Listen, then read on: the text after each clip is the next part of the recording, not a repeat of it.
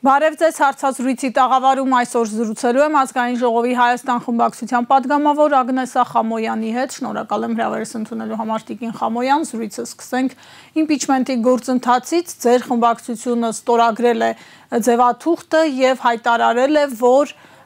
ըստ էության այդ փաստաթուղթը ստորագրություններով պատրաստ է տալ նախաձեռնողներին եւ գործընթացը կարող է մեկնարկել, եթե պակասող երկու ստորագրություններն էլ ստացվում է թե ունենան, բայց սրան զուգահեռ 3 ամբողջ օրվա ընթացքում Հայաստան խմբակցության պատգամավորները հայտնվել էին քննադատությունների թիրախում,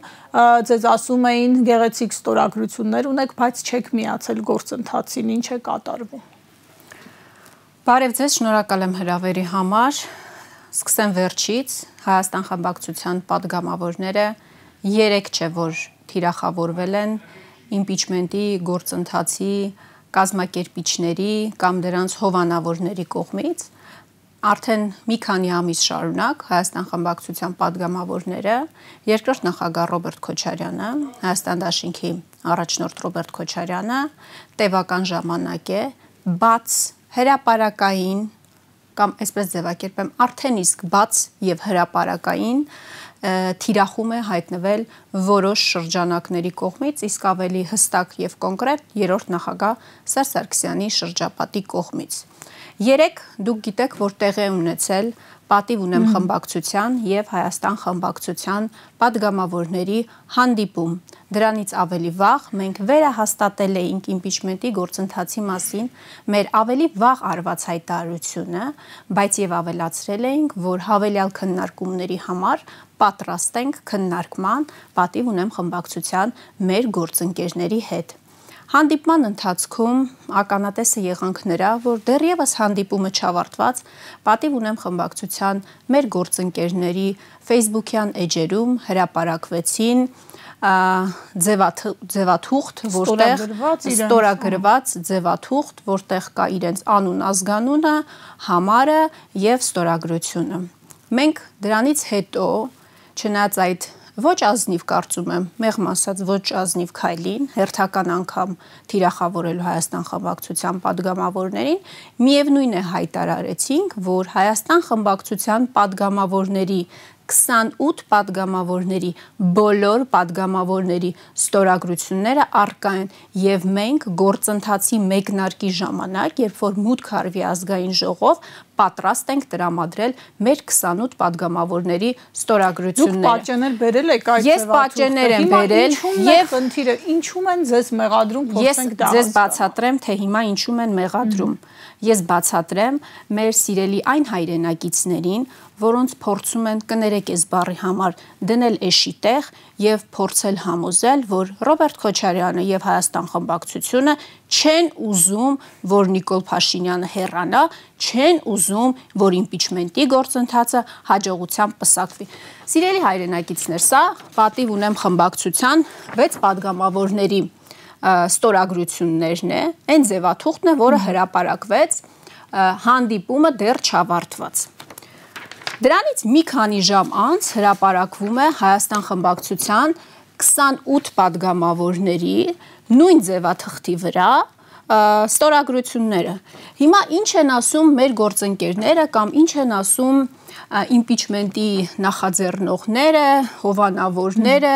եւ քավորները։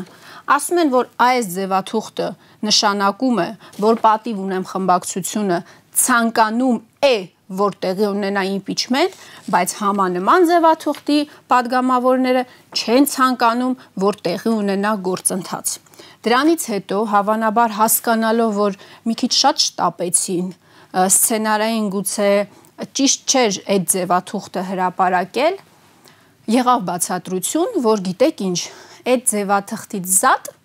գոյություն ունի նաև առաջին էջ, երկրորդ էջ, չգիտեմ, նախաբան, որտեղ որոշման նախագիծն է, վարչապետի թեկնածուն է եւ այլն, փորձելով հիմնավորել, որ դա իրավաբանորեն իրենից ուժ ներկայացնող թուղթ է, ձևաթուղթ է։ Մենք էլ ունենք դա, հարգելի գործընկերներ։ Մենք էլ ունենք որոշման նախագիծնել, նախաբաննել, ձեր ասած վարչապետի թեկնածուի անունն է։ Եկեք թվաբանությունից խոսենք Տիկին Խամոյան, 6 գումարած 28։ այս քանակը բավարար չէ գործընթացի մեկնարկը տալու համար, ես դեռ չեմ խոսում արդյունքի մասին, որտեղ ավելի շատ ձայներ են հարկավոր։ 2 ստորագրություն է պակասում նախաձեռնողներին, որպեսզի տեխնիկապես կարողանան գործընթացը սկսել, այն է մուտք անել խորհրդարան համապատասխան ընթացակարգով եւ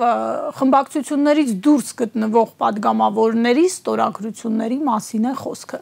Ու այստեղ ունենք նախկին ՔՊԱ-ականներ Հովիկ Աղազարյան եւ Հակոբ Ասլանյան, որոնք ավելի վաղ իրենց տեխնացուին էին առաջադրել եւ հայտարարել էին, որ ուրիշ ոչ մի process-ի չեն միանալու։ Հիմա այստեղ կա նաեւ եւս 2 падգամավոր Իշխան Զաքարյան եւ ձեր նախկին խմբակցության անդամ Գեգամ Նազարյան։ Այս 4 անձանց ստորագրություններից գոնե 2-ի ստորագրությունը ունեն նախաձեռնողները։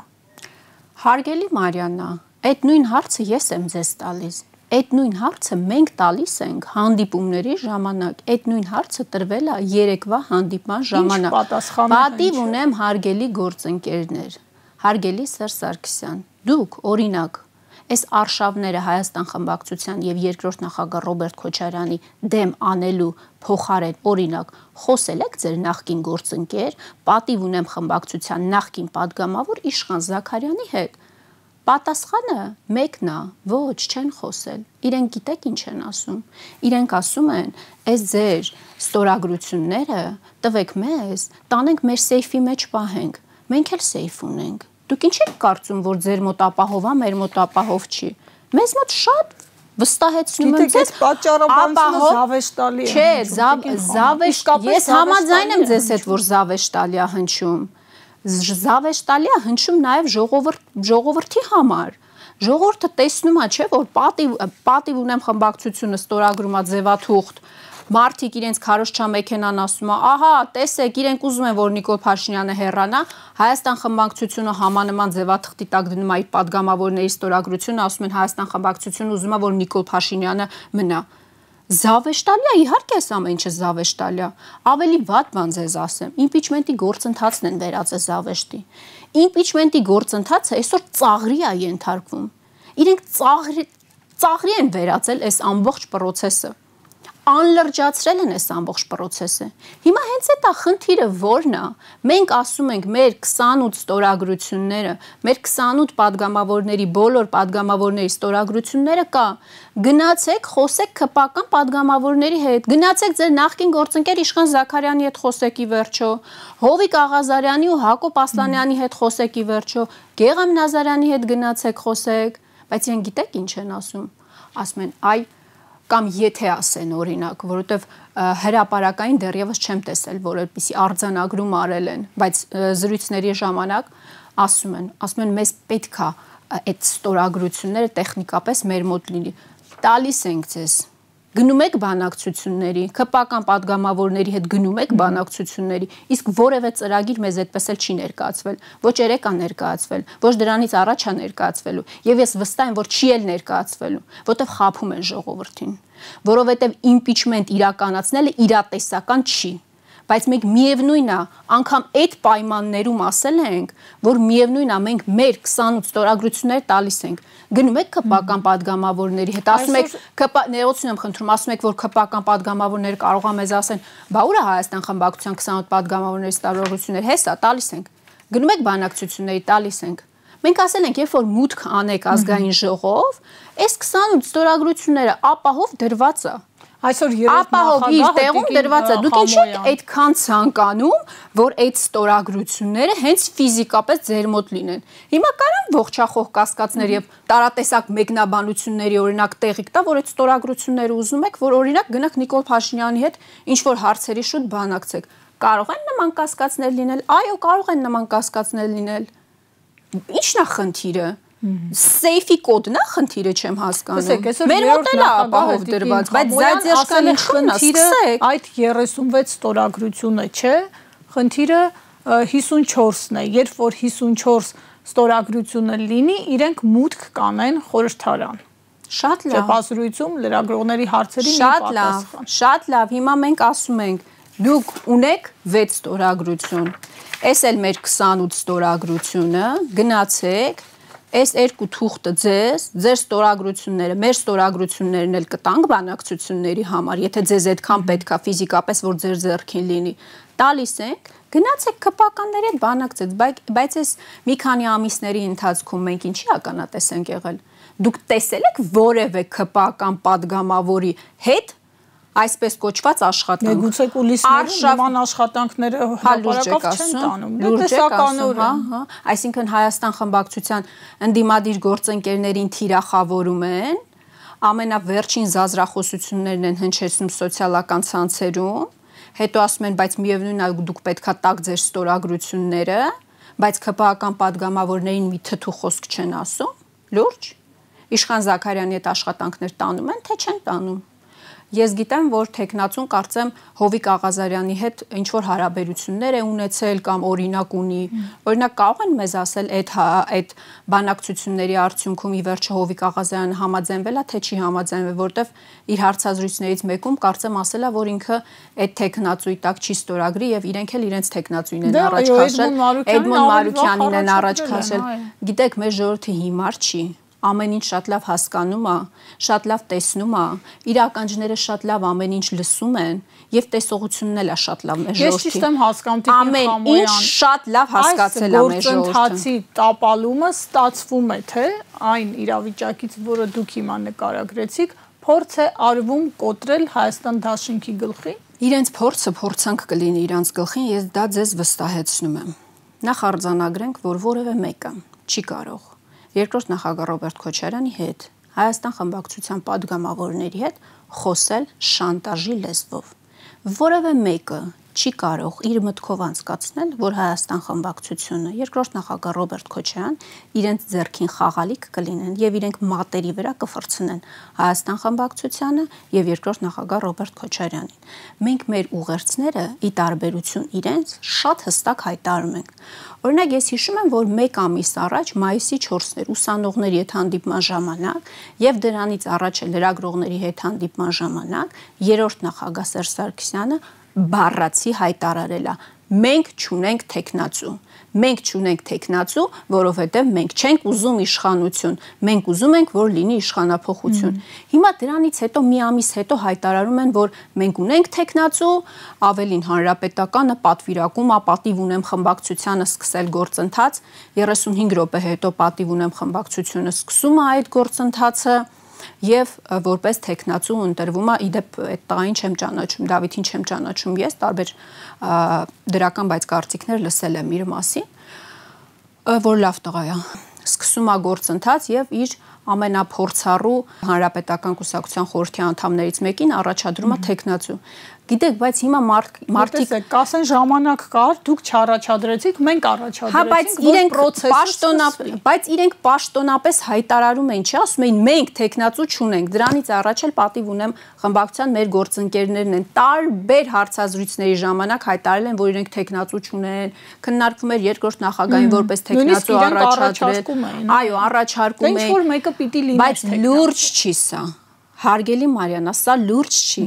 Դու չես կարող քաղաքականության մեջ մի ամիս առաջ մի բան հայտարարել, կես ամիս հետո մի հատ ուրիշ բան հայտարարել։ Այդ նույն տրամաբանությամբ 2018 թվականից առաջ երրորդ նախագահ Սերժ Սարգսյանը հայտարարում էր Սահմանադրական բարեփոխումների հանձնաժողովի նիստի ժամանակ, որ ինքը չի առաջադրվելու որևէ պարագայում երրորդ անգամ երկրի ղեկավարի պաշտոն ստանձնել, ասում էր իմ համոզմունքով սխալ է, որևէ մեկ ասում էր երկու անգամից ավել չպետք է հավակնի եւ չպետք է ստանձնի երկրի ղեկավարի պաշտոն։ Հիմա իմ մոտ դեժավյու է եւ մեր քաղաքացիների մոտ էլ է դեժավյու։ Ասում են մի ամիս առաջ ասում եք տեխնացու չունենք, հիմա ասում եք ունենք։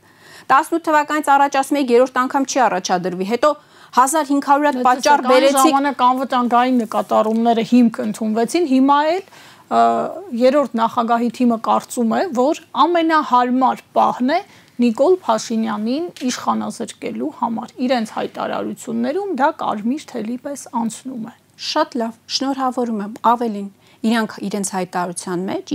հայտարարության մեջ նաև հայտարարել են, որ անհապաղ պետքա գործընթացը սկսեն։ Շատ լավ։ Նաև Սերժ Սարգսյանը ապրիլի 24-ին հայտարարում էր, որ փողոցային պայքար է սկսելու։ Սկսեք, ընկերներ։ Задержкան ինչու՞մն է, ես այդ եմ ուզում հասկանալ։ Եթե մենք ասում ենք, այս 28 ստորագրությունները ապահով իրենց տեղում է։ Սկսեք, ընկերներ, սկսեք աշխատանք քպական падգամավորների հետ։ Անկախ падգամավորների հետ այսպես կոչված սկսեք աշխատանք։ Ձեր նախկին գործընկեր Իշխան Զաքարյանի հետ սկսեք աշխատանք։ Ի վերջո փողոցային պայքարը երբ է սկսվելու։ Այս բոլոր հարցերին դեպ չկան պատասխաններ։ Եթե իրենք հայտարարում են, իրենց հայտարարության մեջ ասում են, որ անհապաղ պետք է սկսեն իմպիչմենտի գործընթաց, դա նշանակում է, պարզ տրամաբանությունը հուշում է, որ քո ամբողջ էներգիան եւ ուժերը պետք է կենտրոնացնես նրանց վրա, ովքեր որևէ պարագայում չեն պատրաստվում միանալ այդ գործընթացին։ Իսկ քպական падգամավորները արդեն սկսված է, այսօր հայտարարել է երրորդ նախագահը ճեպազրույցի ընթացքում։ Ես նախ ուրախ եմ, որ երրորդ նախագահը ստանձնեց այդ քաղաքական պատասխանատվությունը եւ ընդունեց, որ այն գործընթացը, որը սկսել էր Նարեկ Ամալյան, Էդգար Ղազարյանի հետ միասին, իրականում դրա քավորը ինքն էր եւ չնայած նրան, որ սկզբում փորձում էին տարանջատվել եւ փորձում էին ցույց տալ, որ որևէ քաղաքական միավորի հետ կապ չունեն, նախ արձանագրեմ, որ ուրախ եմ, որ արդեն հստակ է, որ իմպիչմենտի գործընթացի նախաձեռնողը երրորդ նախագահ Սերժ Սարգսյանն է։ Այս անկեղծության համար ուշացած, բայց ոչինչ, էլի շնորհակալություն։ Հիմա, երբ որ ասում են գործընթացը մեկնարկել է, հարգելի Մարիաննա, պետք չի մեր ժողովրդին մոլորեցնել։ Այդ նույն տրամաբանությամբ փաստորեն Հովիկ Աղազարյանն ու Հակոբ Ասլանյանն էլ, որ Էդմոն Մարուքյանին էին առաջադրում, ստացվում է էլի գործընթացը մեկնարկել էր։ Ես падգամավոր եմ, ամեն օր մի հատ թղթի վրա մի հատ անուն ազգանուն կարամ գրեմ, տակը ստորագրեմ ու ամեն օր եթեր մտնեմ հայտարարեմ, որ գործընթաց է մեկնարկել իմպիչմենտի, գործընթացը մեկնարկում է, երբ որ ազգային ժողով մուտք է արվում համապատասխան նախագիծ որոշման, տեխնացուի անուն ազգանունով եւ 36 ստորագրություններով։ Գործընթացը այդ ժամանակ է մեկնարկում։ Իսկ գործընթացը հաջողությամբ ավարտվում է, երբ որ եւս 18 падգամավոր ոչ միայն կողմ են քվեարկում գործընթացի մեկնարկի համար, նաև անվստահություն են հայտնում Նիկոլ Փաշինյանին։ Այս ամբողջ իմոտ գիտեք ինչ տպավորություն է թողում, որ ընդդիմադիր դաշտը զբաղացնելու խնդիր կա, որ Նիկոլ Փաշինյանը հանգիստ այնտեղ ինչ ուզում է անի, որտեվ դուք նկատել եք մեր քաղաքական խոսույթում, ընդդիմադիր դաշտում հիմա process-ները ինչի շուրջ են։ Այս մի թիմը փորձում է ապացուցի, որ Հայաստան խմբակցությունը իմպիչմենտ չի ուզում, Նիկոլ Փաշինյանը չի ուզում, Ռոբերտ Քոչյանը չի ուզում Նիկոլ Փաշինյանը հեռանա, բնականաբար մենք դրան պետքա պատասխանենք, չենք կարող անպատասխան թողել այդ հերյուրանքները, զրպարտանքը, ու արդյունքում ստացվում է, որ իրենք մի հատ օրակարգ են ներսում կռիվ է անում։ Ժողովուրդը ո՞վ է ստեղծել դա, բայց ժողովուրդը դա է տեսնում։ Ժողովուրդը տեսնում է, որ ինչ որ մի խումբ շատ զբաղված է ընդդիմությանը զբաղացնելով, որ Նիկոլ Փաշինյանը ինչ որ բաներ անի։ Սա շատ օգտակար օրակարգ է Նիկոլ Փաշինյանի համար։ Այս ջերմոցային բարենպաստ պայմաններ են ստեղծում Նիկոլ Փաշինյանի համար։ Հիմա Նիկոլ Փաշինյանի մասին ավելի քիչ են խոսում, քան Ռոբերտ Քոչյանի մասին։ Սերժ Սարգսյանը մի падգամավոր ունի, Քոչյանի մասին ավելի շատ է խոսում, քան անգամ Վահագն Ալեքսանյանը։ Դրանց հետևություններ պետք է անենք, թե չանենք։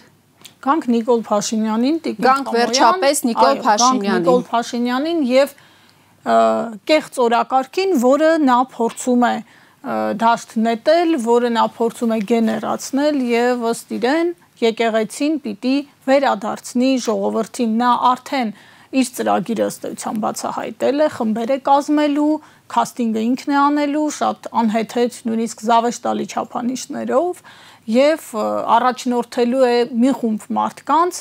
որոնցից առաջին 10-ին ինքն է ընտրելու, Վեհարան, ինչպես ինքն է ասում, Վեհարանը ազատագրելու Գարեգին II կաթողիկոսից նա օգտագործում է Վեհափար Հայրապետի արդեն քաղաքացիական անունը։ Նիկոլ Փաշինյանի նպատակը ո՞րն է այս հարցը արհեստական կերպով բերելով օրակարգ։ Շնորհակալ եմ հարցադրման համար, բազմաշերտ էր իրականում հարցադրումը, բայց ինձ համար հստակ է, թե որն է Նիկոլ Փաշինյանի նպատակը, իսկ ես կարծում եմ, որ նա երկու նպատակ է հետապնդում։ Տեսեք, եկեղեցին ազգային վերջին ինստիտուտն է, որը ապամոնտաժելու խնդիր ունի ինքը։ բոլոր ազգային կառույցները, կարևոր կառույցները հայ ժողովրդի համար ինքը ապամոնտաժել է եւ հիմա վերջին կառույցը կանգուն, որ մնացել է եւ ինքը ապամոնտաժելու խնդիր ունի, դա եկեղեցին է։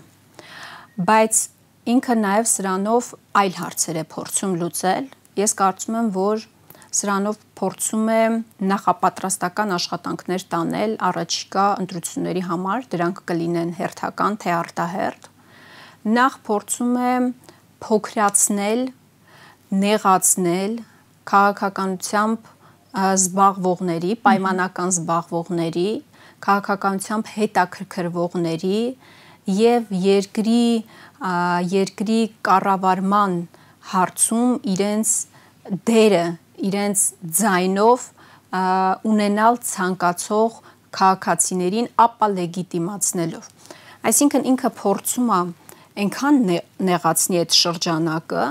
եւ վանի մարդկանց քաղաքական process-ներից կամ հանրային հնչեղություն ունեցող process-ներից, որ այդ նեղ շրջանակի մեջ կարողանա կոնսոլիդացնել իր ընտրազանգվածին, փոքր մասնակցության ցուցանիշով եւս մեկ անգամ վերարտադրվի։ Այս փուլում ես կարծում եմ մեր աշխատանքը պետքա լինի նաեւ մեր քաղաքացիների հետ շփումները, թեպետ ես պետք է արձանագրեմ նաև այս օրերի ընթացքում ունեցած բազմաթիվ հանդիպումներից, որ այն հաշվարկը, որ ունի Նիկոլ Փաշինյանը, իրեն չի արդարացնելու, որովհետև մարդիկ արդարացիորեն զայրացած են այս զազրելի բառամթերքից, որ ինքը օգտագործում է, եւ այն թեմաները, որ ինքը շոշափում է եկեղեցու եւ վեհապարի հետ կապված, այսինքն հակառակ էֆեկտն է տալիս։ Իր հաշվարկը, իրենց հաշվարկը, ընտանեկան հաշվարկը ենթադրում եմ, քան որ Տիկին Աննա Հակոբյանն էլ է միացած այդ արշավին։ Հա, այո, զույգով լծված են այդ արշավին, նպատակը այն է, որ քաղաքացին ըստ էության, տեսեք, վախենա, խուսափի, զզվի այս process-ներին մասնակիցը դառնալուց,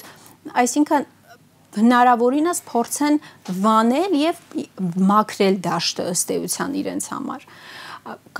Ճիշտ հակառակ էֆեկտն է այս ամեն ինչը տալիս, մարդիկ զայրացած են եւ ես կարծում եմ, որ նաեւ ապացույցներից մեկը այն էր, թե ինչ տեղի ունեցավ օրերս օդանավակայանում, այո, օդանավակայանում ընդամենը 1-2 կոչ հնչեց եւ տեսակ, որ հարյուրավոր քաղաքացիներ այդ ուշ ժամին գնացել էին իրենց աջակցությունը հայտնելու վեհապարին։ Մեր աշխատանքն է, եթե ամփոփելու լինեմ, մեր աշխատանքն է, քաղաքական ուժերի աշխատանքն է այս ընթացքում թույլ չտալ, որ Նիկոլ Փաշինյանը մեկուսացնի հայ ժողովրդին քաղաքական, հասարակական հնչեղության process-ներից եւ թույլ չտալ, որ ինքը ստեղծի ընտրություններից առաջ մի միջավայր, երբ որ մարդը համարի, որ ինքը չի ուզում գնա ընտրության, չի ուզում մասնակիցը դառնալ այդ ընտրությունների եւ բայց կարևոր համարի իր ձայնը, որ իր ձայնը որոշիչ է։ Տիկին Խաման նաեւ վեհապարի արձագանքը շատ զուսպ էր այդ օրը եւ այնտեղ շատ հստակ մեսիջ կար այն մասին, որ եկեղեցին չի պատրաստվում տրվել սադրանքի, եկեղեցին համախմբման, միասնականության կողմնակից է եւ այդ մասին Գարեգին II շատ ուղիղ ասաց։ Իդեպ դուք հիշատակեցիք մարդկանց հավաքվելը, այդ կոչերին արձագանքելը, ես հիշեցի այստեղ նաեւ իմպիչմենտի գործընթացի նախաձեռնողներից մեկի գրառումը, որ այդ մարդիկ հավաքվել էին վարչապետի թեկնածուի կոչով։ Այս հիշեցումը ինչի եմ անում, այստեղ process-ի մեջ ռիսկ չկա, որ փորձ կարվի նաև եկեղեցուն ներքաշել ինչ-ինչ ներքաղաքական process-ների մեջ։ Տեսեք, Նիկոլ Փաշինյանի հաշվարկը հենց դա է։ Նիկոլ Փաշինյանի հաշվարկը հենց այն է, որ եկեղեցին ներքաշվի քաղաքական process-ների մեջ։ Գիտեք, անկեղծ ասած, մեղմ ասած, սիրուն չի, երբ որ փորձ է արվում անգամ այդ դիմավորման process-ից քաղաքական դիվիդենդներ ստանալ, այնտեղ ես տեսա նաև սոցիալական ցանցերում վեճեր, թե ում կոչով են հավաքվել, շատ զավեշտալի էր եւ շատ տգեղ էր, անկեղծ եմ ասում։ Եվ դրա համար եմ ասում, ախր մեր քաղաքացիները կույր չեն, Եվ լսողության հետ էլ կապված խնդիրներ չունեն։ Այո, մարդիկ ես բազմաթիվ մարդկանց եմ ճանաչում, որ որևէ մեկի կոչով չեն գնացել։ Պարզապես հասկացել են, որ դիմավորման արարողություն կա եւ գնացել են իրենց աջակցությունը հայտնելու վեհապարին։ Շատ կարեւոր է, այո, որ քաղաքական process-ների մեջ չկարողանան ներքաշել եկեղեցուն, որտեղ այո, Նիկոլ Փաշինյանի հաշվարկը հենց այն է։ Նիկոլ Փաշինյանը, իդեպ դուք նկատեցիք, որ կան նաեւ քաղաքացիներ, ովքեր ում այսպես ձևակերպեմ, չի բավարարել եկեղեցու վերջին հայտարարությունը, ավելի սուր, ավելի կտրուկ արձագանք էին սպասում։ Հենց այդ է Նիկոլ Փաշինյանը ասում են, թող եկեղեցին հնչեցնի զանգեր, այս միտքը երևի շատ լսած կլիներ։ Ես շատ եմ լսել այդ, բայց եկեղեցին ես ուզում եմ նաև գործնականում հասկանալ, թե ինչպես պետքա հնչեցնի զանգեր։ Օրինակ եկեղեցին կարող է կոչ անել, գնալ, գրավել կառավարության շենքը։ Չի կարող դա անել, եւ ես ձեզ վստահեցնում եմ, Նիկոլ Փաշինյանը հիմա սպասում է, որ եկեղեցին կսայթաքի, կանի էմոցիոնալ, որևէ իր մեջ, չգիտեմ, հավաքի կամ չգիտեմ ինչի կոչ անող հայտարարություն եւ ըստ այդմ կլեգիտիմացնի իր գործողությունները եւ իր քայլերը։ Դրա համար ինձ համար շատ ընկալելի, շատ հասկանալի է եկեղեցու դիրքորոշումը, վեհապարի խոսքը, շատ իդեպ հուզիչ եւ տպավորիչ էր այդ տեսարանը, այո, հատկապես երբ որ սրբազաններ այսպես թեթևի տված վեհապարին ուղեկցում էին, պետքա զգուշ լինել, պետքա չտրվել Նիկոլ Փաշինյանի սադրանքներին, չպետքա իջնել իր բառապաշարին, առհասարակ չպետքա իջնել բովանդակային քննարկման, որտեղ տեսեք Նիկոլ Փաշինյանը ինչ է ուզում նաև արվի իր առաջ քաշած թեմաներով, ինքը ուզում է բովանդակային քննարկման դաշտ բացի, հարցադրումը, որը նետել է դաշտ։ Այո, բայց մյուս կողմից էլ եկեք չմոռանանք նաև, եւ որ եթե անգամ կան խնդիրներ, ես չեմ կարող բացառել, որ եկեղեցում չկան խնդիրներ։ Այո, եթե անգամ կան խնդիրներ, պետք չի մոռանալ, որ եկեղեցին ինքնակազմակերպվող, ինքնակառավարվող կառույց է եւ բոլոր խնդիրները եկեղեցին իր ներսում է լուծում։ Դրա համար բոլոր հնարավորությունները ինքը ունի եւ իր բոլոր մեխանիզմները ունի իր ներսում խնդիրները լուծելու համար։ Վերջում Տիկին Խամոյան մամուլը գրել էր, որ դուք եք այն կին պատգամավորների թվում, որոնց դեմ Նիկոլ Փաշինյանը կոմպրոմատային արշավ է պատրաստվում սկսել լրացնելու համար։ Ինչ կոմպրոմատներ կունենա ձեր դեմ։ Այդ հրապարակումը առաջացրել է միայն իմ ժպիտը եւ շարունակում առաջացնել։ Շնորհակալ եմ զրույցի համար, հարցազրույցին սպասեք վաղը։